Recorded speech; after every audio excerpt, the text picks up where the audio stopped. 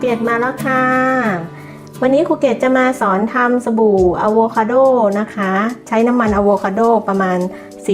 40% ค่ะยังไงฝากกดติดตามกดกระดิ่งด้วยนะคะเพื่อจะได้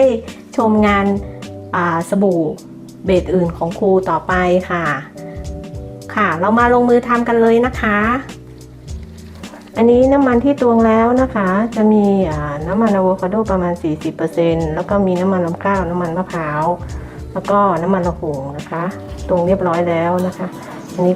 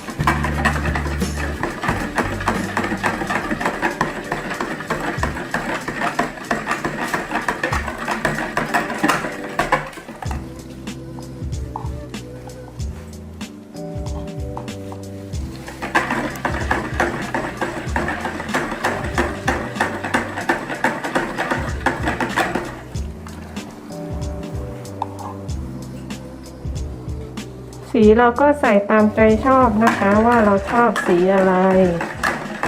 กะเอานะคะ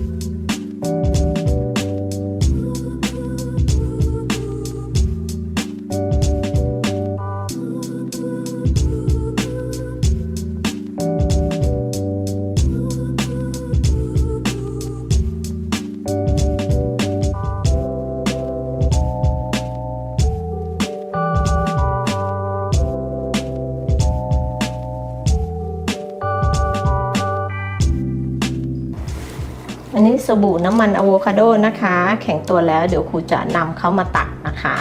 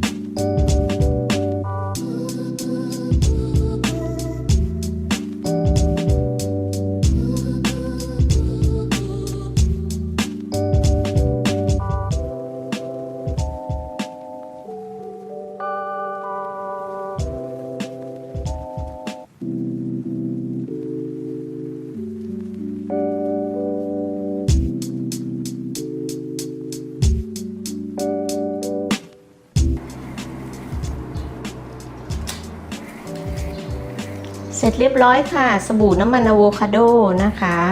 ยังไงภูเก็ตก็ฝากเวิร์กช็อปงานสอนที่เชียงใหม่ด้วยนะคะแล้วก็มีคอร์สสอนออนไลน์นะคะแล้วก็จัดจำหน่ายอุปกรณ์สบู่นะคะหากสนใจติดต่อภูเก็ตเข้ามาได้นะคะขอบคุณมากนะคะที่ติดตามผลงานเราค่ะสวัสดีค่ะ